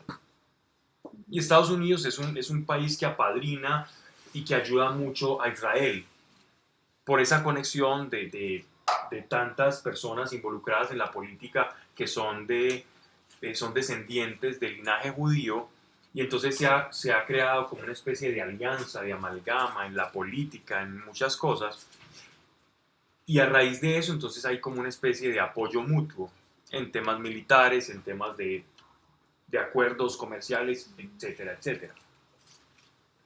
Y es este lenguaje en que nosotros muchas veces podemos hablar, digámoslo así, con los judíos, y podemos ir a Israel y no nos piden visa, y es muy bueno. Cuando a Colombia hace algunos años, y sobre todo en el recrudecimiento del narcotráfico, la visa nos pedían a nosotros para todo, era súper difícil. De los poquitos países que no pedían visa eran Corea del Sur y Israel, a los colombianos. De los poquitos que no había que pedir visa. Entonces miren esto. Dios les dio un espíritu de aturdimiento, ojos para no ver y oídos para no oír, hasta el día de hoy. Y dice, y por eso nuestro Señor decía, el que tenga oídos para oír, que oiga. Es decir, entienda que estoy hablando a que si usted quiere ser parte de esos aturdidos, pues sea. Pero usted también puede ser parte de los que reciban la salvación y la disfruten ahora. Y David dice, vuélvase su mesa un lazo y una trampa y un tropiezo en su justa paga. Oscurézcanse sus ojos para que no vean y doblega siempre su cerviz. Pero pregunto, ¿han tropezado de suerte que del todo cayesen? Es decir, fue tanto el tropiezo de mis hermanos en la fe de los judíos que ya no tienen salvación y están llevados. Eso no, pues gracias a su transgresión obtuvieron la salud los gentiles. Gracias a que el pueblo judío clamó, crucifíquenle, nosotros por esa cruz recibimos la salvación. Para excitarlos a su emulación, o sea, a imitarlos. Y su caída, si la caída de los judíos es la riqueza del mundo, y su menoscabo, o sea, su error y su cerrazón de corazón y el hecho de que sigan rechazando a Cristo, la riqueza de los gentiles, nuestra riqueza, cuánto más lo será su plenitud. Es decir, cuando el Mesías se revele al pueblo de Israel, cuánto más será cuando los judíos crean en el Mesías. ¿Qué pasará? Si cuando ellos se equivocaron, nosotros recibimos la salvación, ¿qué pasará con la humanidad cuando los judíos acepten al Mesías? Eso es lo que él está tratando de decirnos. Y a vosotros los gentiles os digo, porque parece que todo le está tirando muy duro a los judíos, entonces él dice, y a ustedes, nosotros, gentiles, os digo que mientras sea apóstol de los gentiles, de nosotros, haré honor a mi ministerio, a mi servicio, por ver si despierto la emulación, o sea, la imitación de los de mi linaje, de los judíos, y salvo a algunos de ellos. O sea, pese a que era apóstol de los gentiles, él siempre tenía un celo con los judíos, y si se podía arrancar a uno de allá, lo iba a arrancar para Cristo, a como de lugar. Porque si su reprobación es reconciliación del mundo, ¿qué será su reintegración sino resurrección de entre los muertos? Aquí nos está dando un secreto, y es la resurrección como la van a experimentar los judíos. Los judíos quizás se pierdan de hecho lo hacen, se pierden del Mesías, servidor, siervo de la humanidad, pero conocerán al Mesías, juez de la humanidad. Pero cuando vean al Mesías, juez de la humanidad, lo van a reconocer como el Mesías. Eso es lo que nos está diciendo. Y si cuando lo reconozcan sobre el Mesías, será la resurrección de los muertos. Que si las primicias son santas, también la masa. Y si la raíz es santa, Abraham, el linaje del que estamos hablando, también las ramas. Y si algunas de las ramas fueron desgajadas, y tú, o sea, nosotros, siendo aceuche, o sea, una una maleza, una cosa silvestre, fuiste injertado entre ellas y hecho partícipe de la raíz, Abraham, es decir, de la pingunosidad del olivo, no te engrías contra las ramas. Claro, y, es que yo sí, ustedes que pesar con toda la ley, miren yo tan de buena. No te enorgullezcas de eso. Y si te engríes, ten en cuenta que no sustentas tú a la raíz, sino la raíz a ti. Pero dirás, las ramas fueron desgajadas para que yo fuera injertado. Bien, por su incredulidad fueron desgajadas, y tú por la fe estás en pie. No te engrías antes, porque si Dios no perdonó a las ramas naturales, tampoco a ti te perdonará. Considera pues la bondad y la severidad de Dios. La severidad para con los caídos, para contigo la bondad, si permaneces en la bondad, que de otro modo también tú serás desgajado. Mas ellos, de no perseverar en la incredulidad, serán injertados. Ojo. Si queremos saber, pero es que, ¿qué pasa con el pueblo judío? La palabra de Dios lo está diciendo. Nadie, no nos lo tiene que decir absolutamente nadie. Lo está diciendo el apóstol Pablo, comisionado como el apóstol a los gentiles y a nosotros, y él nos está diciendo, ¿tienes curiosidad qué va a pasar con el judío que no cree en Jesús? Pues aquí está la respuesta. Mas ellos, de no perseverar en la incredulidad, serán injertados, que poderoso es Dios para injertarlos de nuevo. Porque si tú fuiste cortado de un olivo silvestre y contra naturaleza injertado en un olivo legítimo, cuanto más estos, los naturales, podrán ser injertados en el propio olivo. Porque no quiero, hermanos, que ignoréis este misterio. Aquí va la bomba. Para que no presumáis de vosotros mismos, que el endurecimiento, la razón de ser del corazón judío que no cree es esta, que el endurecimiento vino a una parte de Israel hasta que entrase la plenitud de las naciones. Cuando empecemos a ver, esto es un símbolo de la señal del final, es una señal del final de los tiempos. Escuchen aquí que esto es muy valioso. Conocemos muchas señales, la construcción del templo, esto que va a pasar, lo uno y lo otro, las 70 semanas de Daniel, hasta la vaca roja. La vaca roja del templo, todo. Todas esas señales están, pero aquí hay una señal muy interesante, y es que una señal precursora del final de los tiempos es una conversión en masa de judíos al cristianismo, en masa, reconociendo a Jesús como Mesías. Cuando comencemos a ver eso, un volcamiento del judaísmo hacia Yeshua de Nazaret como el Mesías y Salvador, ahí viene. Téngase, Vino que no fuimos. porque es una señal.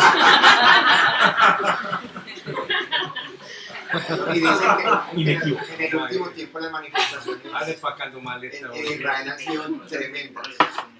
Y las lunas de sangre. Sí. ¿Cómo? No, que ahorita que estás hablando de eso, estaba pensando que imagino que era como Conversión. la conversión de los gentiles, era el objetivo del endurecimiento de los... Exactamente. ¿Lo estabas pensando antes de leer? Sí, sí. Entonces estás conectado. Mira, hay algo bien bonito cuando empecemos a ver eso. Judíos empezando a hablar de, no, Jesús es el Mesías, Jesús es el Mesías. Rabinos reconociendo que Jesús es el Mesías. Empiece a mirar terrenos en Oriente. Bien, porque es una señal apostólica, es un misterio revelado directamente a un apóstol. Ahí no hay pierde de nada, ahí no hay interpretación de nada. Es una señal de no saber cuándo es el día ni la hora, que no la sabe nadie, pero que está cerca. Es como cuando empieza a hacer calor, está terminando diciembre y no empieza a sentir ese calor seco, pesado, maluco, no sabe que se viene enero, ¿cierto? Y en Semana Santa empieza a sentir uno ese frío rico, yo sí digo porque a mí me gusta el frío, que empezamos a sentir el frío rico, ya es Semana Santa, se siente ese friecito, qué rico, ese olor a lluvia, uno no sabe qué día va a llover, qué día no, pero hay indicios, ¿no? Dice, para que no presumáis de vosotros mismos que el endurecimiento vino aparte de Israel hasta que entrase la plenitud de las naciones. O sea que todavía hay tanta misericordia, estamos como en una especie de dispensación o de tiempo de misericordia en el que muchas personas están entrando a la fe. Y nuestro Señor no viene. Muchas veces nosotros, Señor, ¿por qué no vienes ya y acabas con esto? Esto va de mal en peor. Por misericordia y amor de los que van a conocer la palabra y no se van a quedar atrás. Entonces nosotros tenemos que ser también misericordiosos, hacer la tarea y esperar a que se llene la vasija de todos los que van a entrar. No pasa que ellos Que se llene el puesto para ir a la casa. Exacto. No lo puedo haber dicho mejor. 144. No, es otra cosa. Los 144.000, que en realidad representan Las 12 por 12 el pueblo de Israel y los 12 apóstoles de la iglesia. Bueno, siento que eran tribus rechazadas, pero que No, se excluyeron en fueron dispersas, pero esas tribus, acordate que hay una profecía que la leímos en que esa dispersión, esa diáspora, ellos van a regresar. Pero de esas que se reemplazaron por los hijos de José. Ah, bueno, sí, estamos hablando, sí. Efraín y Manasés. Sí. Efraín y Pero Manasés. también hay una teoría ahí en cuanto a la representación. Bueno, al final, cuando veamos Apocalipsis le pregunto. No, hemos llegado tanto. Pero pues bueno, sí. Ok. Marca la pena. Otra señal del final de los tiempos. Versículo 26. Y así Otra todo señal del Israel, final de los miren tiempos. esto, y así todo Israel será salvo. Cuando él dice todo Israel será salvo, se refiere al Israel de la línea de la carne y al Israel espiritual, que es por la gracia. El Israel de la carne y el Israel de la gracia. Hay algo bien particular. Nuestro Señor Jesucristo encarna todo el misterio de las Escrituras. Él es el alfa y el omega, el principio y el fin. Él es la razón de ser de todas las profecías, la ley y las promesas. Y Él encarna todo el misterio en su propia vida, en su propia actitud, comportamiento y también en su carne. El cuerpo de Jesús representa la ley y el espíritu o el cuerpo resucitado representa lo que es la iglesia y el llamamiento que tenemos nosotros a convertirnos en una nueva creación. Jesús encarna al Israel carnal y también al Israel espiritual, y por eso Él tuvo que padecer en la carne y entregar su cuerpo para hacer cumplir la ley por nosotros. Nosotros, para entender la cristología, la naturaleza de Cristo y todo lo que representa, yo creo que no habrían libros para entender la figura y la persona de Cristo. Uno comprende lo que hizo por nosotros, hasta cierto punto, hasta donde la revelación nos lo permite. Pero el misterio de quién es Cristo es una cosa demasiado profunda, y la relación que tiene con la historia y con cada uno de nosotros. Bien, dice: y así todo Israel será salvo, según está escrito: vendrá de Sión el libertador para alejar de Jacob las impiedades.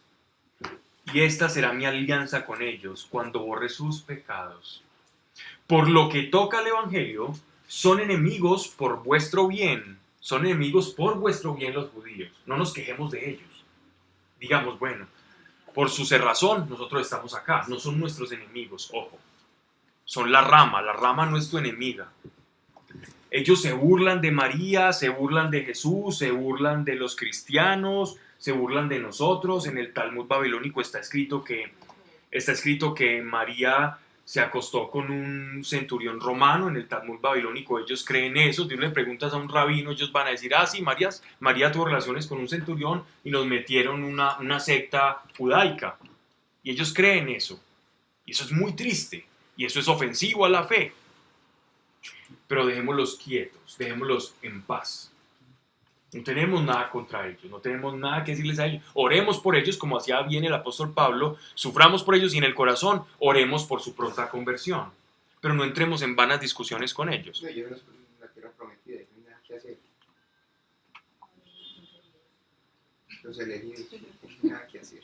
Hay que respetar lo que Dios tiene con ellos y reconociendo, bueno, si ellos no conocen al Mesías, ¿qué se puede esperar? Que van a decir cosas de esa talante para poder justificar que Jesús no es quien dice ser. Pues Otra cosa es un es musulmán. tanto que la señal será que ellos, la conversión de ellos. Tanto es la señal que es la conversión de ellos. Bien, dice, por lo que toca al evangelio son enemigos por vuestro bien, mas según la elección son amados, mas según la elección, miren, no según esas obras malas que estamos viendo para nosotros, pero según la elección, lo que Dios tiene destinado para ellos, igual que a Esaú, igual que a Jacob, ellos son un linaje escogido, que Dios va a hacer algo con ellos. Mas según la elección son amados a causa de los padres, que los dones y la vocación de Dios son irrevocables. Pues así como vosotros algún tiempo fuisteis desobedientes a Dios, pero ahora habéis alcanzado misericordia por su desobediencia, así también ellos, que ahora se niegan a obedecer para dar lugar a la misericordia a vosotros concedida, alcanzarán, o sea, no lo han alcanzado, a su vez misericordia. Es como si los papeles se intercambiaran en los tiempos, no en el desarrollo final, sino solo en los tiempos. Pues Dios no encerró a todos en la desobediencia para tener todos misericordia. Wow. Dios nos encerró a todos en la desobediencia para tener todos misericordia. Ellos, así como nosotros, tendrán misericordia. En otro tiempo, no ahora. Mas si hay alguno que se vuelque a la misericordia, la recibirá. Por eso el apóstol Pablo dice, así sea 2 o 3 que yo logre agarrar, los agarro para que disfruten esto ya, y no cuando llegue el Mesías después. Por ponerlo en unas palabras muy burdas. Y vamos a terminar este capítulo, que queda solo un pasaje, para empezar el 12 en la próxima, que es preciosísimo, para la enseñanza y la edificación cristiana es precioso. Dice, verso 33. Oh profundidad de la riqueza, de la sabiduría y de la ciencia de Dios. Cuán insondables son sus juicios. Esta es una manera en la que el apóstol Pablo está diciendo, Dios mío, con esta revelación que yo estoy teniendo del plan de Dios, yo digo, yo no lo hubiera hecho nunca así.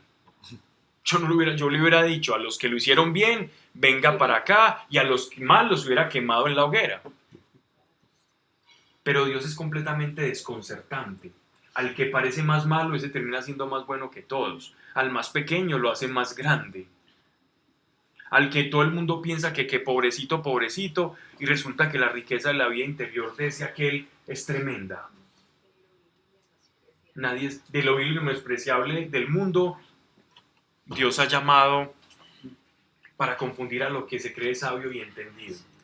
Ese es el Señor que tenemos, que mejor dicho, entenderlo es imposible. Seguirlo y amarlo es lo que debemos, porque entenderlo, vamos a terminar diciendo como el apóstol Pablo, oh profundidad de la riqueza de la sabiduría y de la ciencia de Dios, cuán insondables son sus juicios e inescrutables sus caminos. Por más que yo intento entender la lógica de por qué Dios escogió a este y no a este, no puedo. Y Pablo era un genio. Porque ¿quién conoció el pensamiento del Señor? ¿O quién fue su consejero? ¿O quién primero le dio para tener derecho a retribución? Porque de Él y por Él y para Él son todas las cosas. A Él la gloria por los siglos de los siglos. Amén. Eso no es una gloria,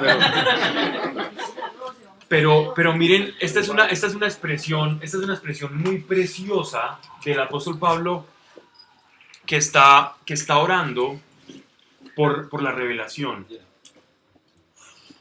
Tengo ganas de que hagamos una oración, ya terminamos. Empezamos el capítulo 12. Los que, si de pronto alguien tiene algo que hacer el miércoles y lo puede cambiar o es algo que se pueda aplazar, por favor hágalo, porque son versículos preciosos para que puedan estar en el próximo... No, el que no puede estar soy yo. En la próxima charla. Bueno, vamos a ver cómo lo logro hacer. Bueno, Pablo, ya le expliqué.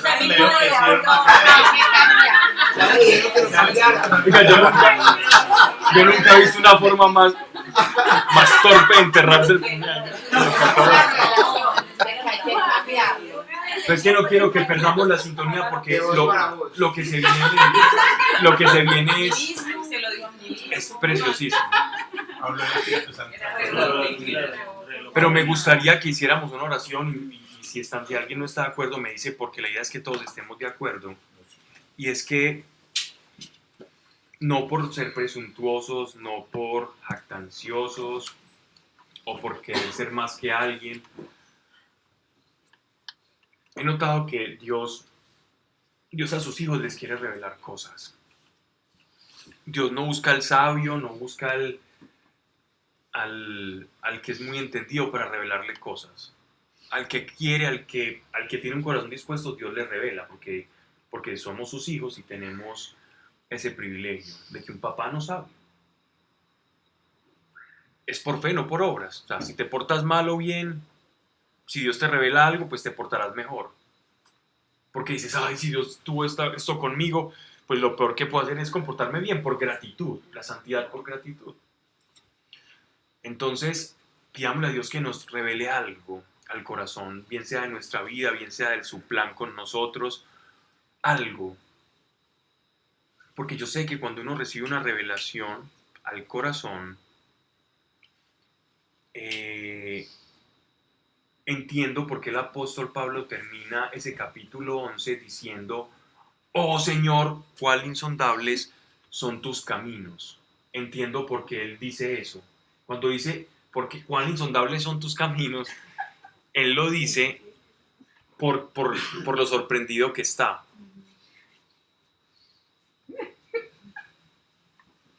No, yo lo he dicho. Él me iba a explicar esa parte. Por eso me tiene aquí. Eso tan grandioso, esa expresión de asombro. Yo sé lo que es experimentar eso cuando Dios te muestra algo. Es como que a uno no le cabe el corazón en el pecho, de esa felicidad de saber que Dios te puede mostrar algo. Vamos a orar en esa dirección. ¿Qué opina Alejandra? Sí, ok. Todos están de acuerdo, le vamos a pedir a Dios que nos muestre algo al corazón. Sí. Okay. Entonces necesito que todos estemos sintonizados en esto. Vamos a pedirle al Señor porque Dios quiere hablarle a su iglesia. ¿Okay? Empezamos los Quakers. Oh Padre, gracias por tu amor. Gracias te doy, Señor. Padre, queremos sentir la alegría de recibir un rema, una palabra revelada al corazón. En el transcurso de esta semana, Padre, yo te pido, en unanimidad con mis hermanos, en el nombre de Jesucristo de Nazaret, tu Hijo, nuestro Señor y Salvador, a quien depositamos, Señor, toda nuestra esperanza y confianza. Inclines el oído, Señor, Padre nuestro,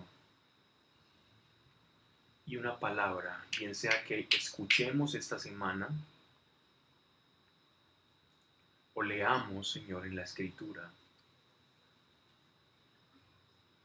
como tú consideres, Señor.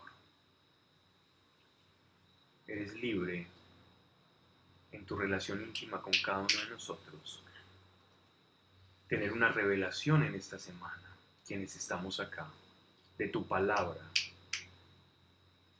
Pero no como una experiencia humana, decir, oh, entendí, estoy feliz, como quien entiende, Señor, cualquier cosa o comprende un texto simplemente en el intelecto, sino una revelación al corazón que nos haga decir, afirmar, estremecernos en asombro como el apóstol y decir, ay Señor, gracias.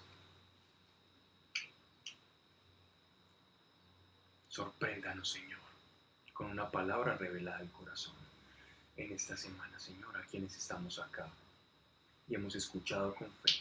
Y así sea. Amén. Amén. ¿Estamos de acuerdo todos? Sí. Ok.